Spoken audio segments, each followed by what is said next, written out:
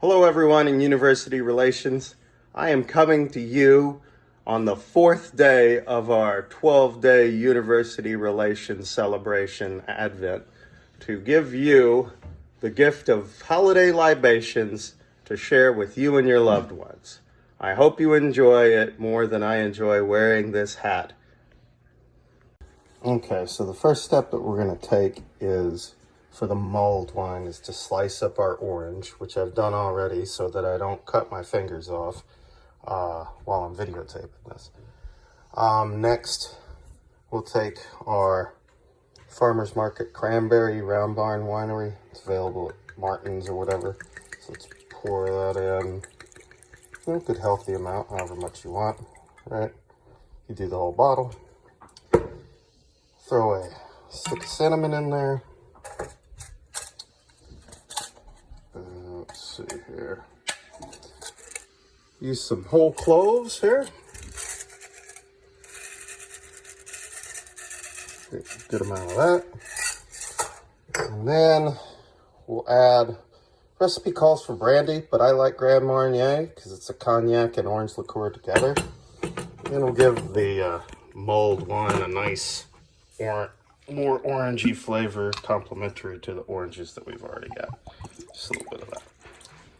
Okay, so now we're gonna turn on our burner to a medium high and we'll check it here in a few minutes.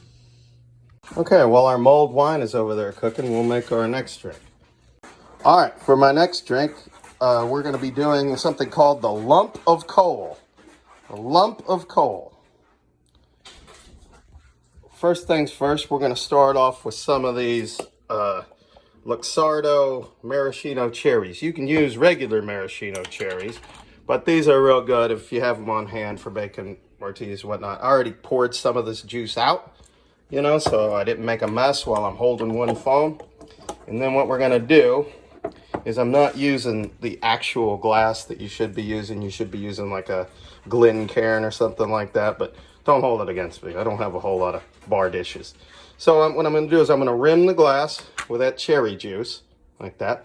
And then I'm going to stick it in to this gingerbread cookie, okay?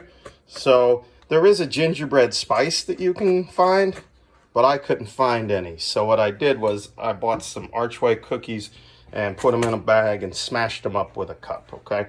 So now that my glass is rimmed, we're going to go ahead and go to the ingredients. All right, so we're going to start off with some cinnamon whiskey, Fireball. I have Jack Daniel's Tennessee Fire right here. We're going to go 2 ounces with this. We're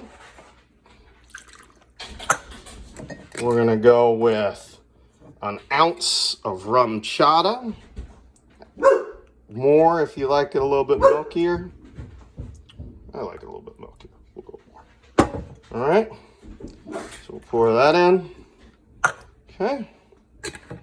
Then we're going to get some Kahlua to give it the coal vibe. You can just do a 1/2 ounce. Something like that. Okay.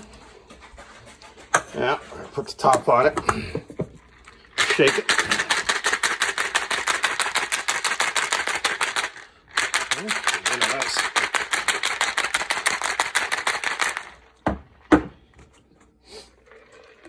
Pour it in.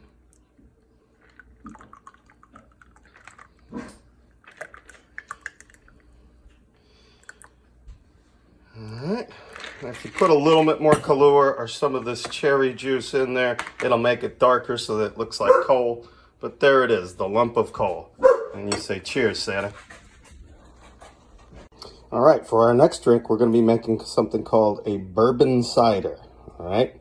So the first thing we got to do is smoke the glass. Now, I can't see anything that I'm doing. Basically what I'm doing is setting this cinnamon stick on fire. Okay. If the cinnamon stick gets on fire, it's going to start smoking.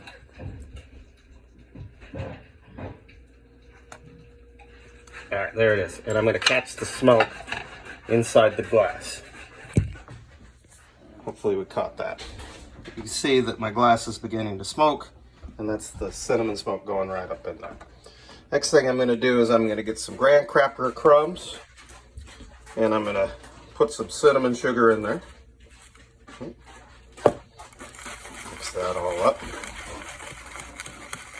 Okay, then I'm going to take some honey, provided the top is off of it. Of course not. One take. Everybody knows the rules. All right, I'm going to take some honey, pour it on here to rim the glass with. Okay, while I've got the top of the honey off, I'm going to go over here to the cider that's on there, and I'm going to put some honey in there just to make it taste good. A little dabble D. Okay, clean that up later. Okay, now that I've smoked my glass, I'm going to rim it in honey.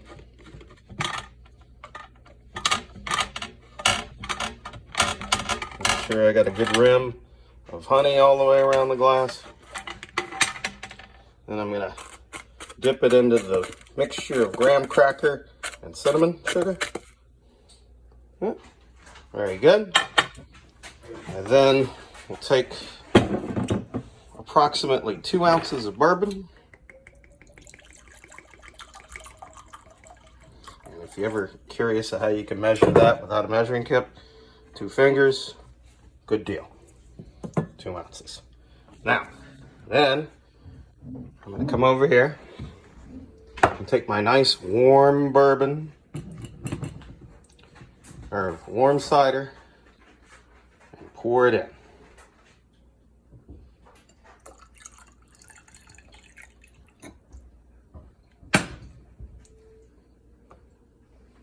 And there is a bourbon cider. It is warm and it is good. Cheers. Right, so now we're ready to take a look at the mulled wine after it's been cooking a while.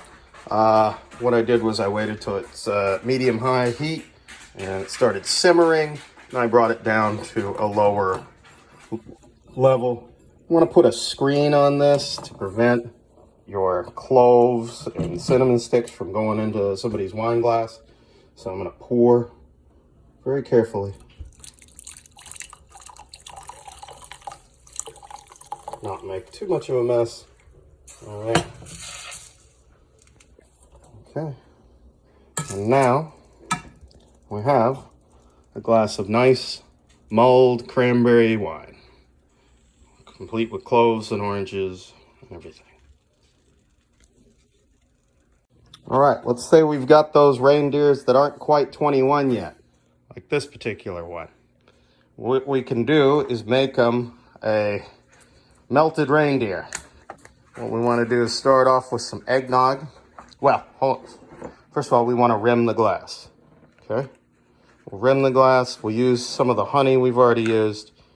That's a good rim.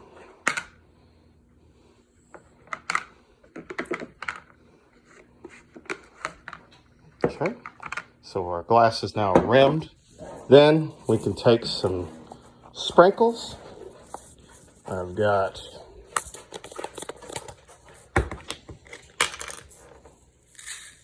rain sprinkles. I've got red sprinkles. Got a clump of red sprinkles. Mix them up. I'm going to take my glass and I'll rim it like this. There we go. We'll take our eggnog, pour it into the glass, and then take some nutmeg and sprinkle it right on top. Plenty of nutmeg. And then if you have one, I don't know where it is, but have one, put a candy cane on top, and then give to your elf and ask him, how is it? Is that good? All right. On behalf of the Rizzi household, we want to wish you a Merry Christmas. Merry Christmas.